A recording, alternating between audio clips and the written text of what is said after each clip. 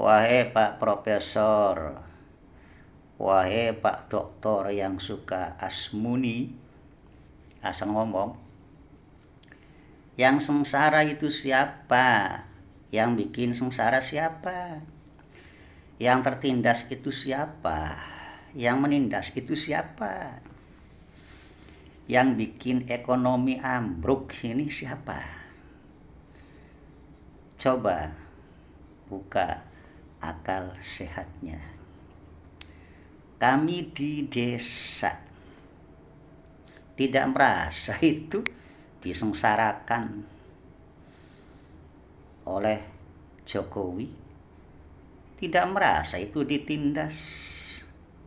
Bahkan saya melihat itu masyarakat itu sangat bahagia sekali atas kepemimpinan Bapak Jokowi ini.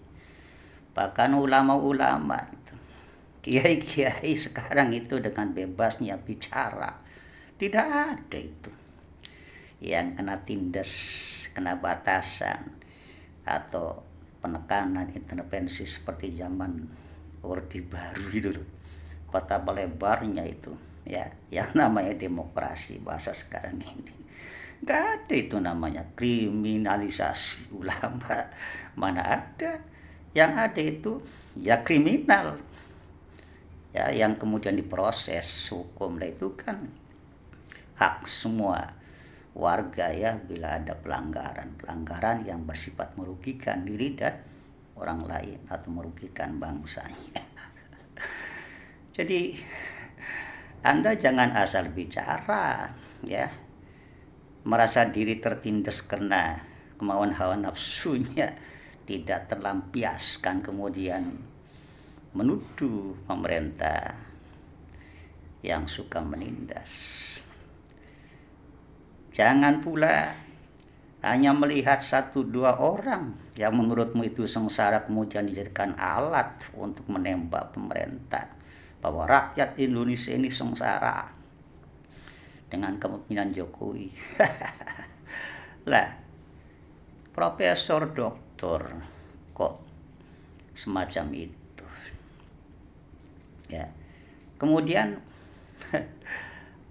ekonomi ambruk itu kan menurut versimu, versi kalian, atas dasar penelitian kebencian. Orang ekonomi Indonesia itu nomor 7, bahkan bisa mengalahkan Inggris itu ya, bisa bertahan meskipun digoncang oleh ujian COVID itu.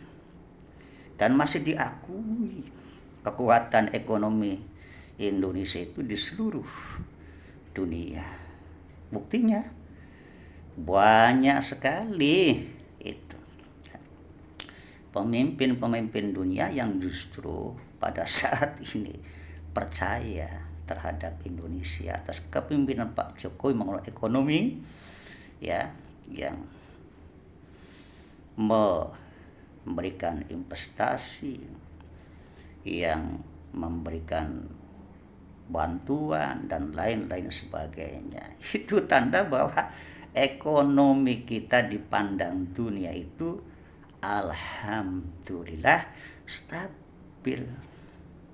Jadi janganlah hanya karena kebencian kemudian kau begitu mudahnya asmuni gitu loh, asal ngomong. Sadarlah ya, untuk kepemimpinan yang sekarang itu sangat luar biasa. Kesejahteraan sudah terbukti ketika Pak Jokowi di mana-mana pun disambut gegam gempita oleh rakyatnya, bukan karena mereka itu senang semata karena ketemu dan dikunjungi oleh Bapak Jokowi ya, tetapi mereka juga bahagia karena apa yang selama ini tidak terpenuhi keinginannya di pemerintahan Bapak Jokowi, mereka menerima. dan mereka terpenuhi kemauannya. Artinya apa yang dilakukan oleh Pak Jokowi ini di mana-mana itu nyambung dengan masyarakat banyak, gitu loh. Jadi janganlah suka bawa-bawa seluruh rakyat sengsara, seluruh rakyat tertindas. Itu kan ekonomi ambruk. Itu tidak bedanya ya Pak Profesor, Pak Doktor melakukan penelitian di musim kemarau dengan helikopter, melihat hutan yang kau kemudian nyatakan bahwa semua yang ada di hutan itu terbakar, tidak satu pun pohon yang masih hidup. Lah, kau lihat di atas helikopter, manalah bisa dipercaya itu. Karena boleh jadi di hutan itu masih banyak sekali ya kekayaan yang tersimpan yang tidak hangus. Masih banyak sekali tumbuhan yang bisa hidup dan bisa diharapkan tumbuhnya.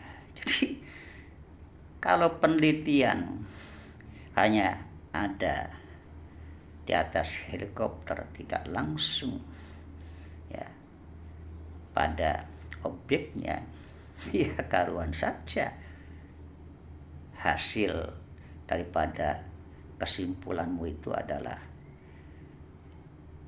maaf, palsu, bohong.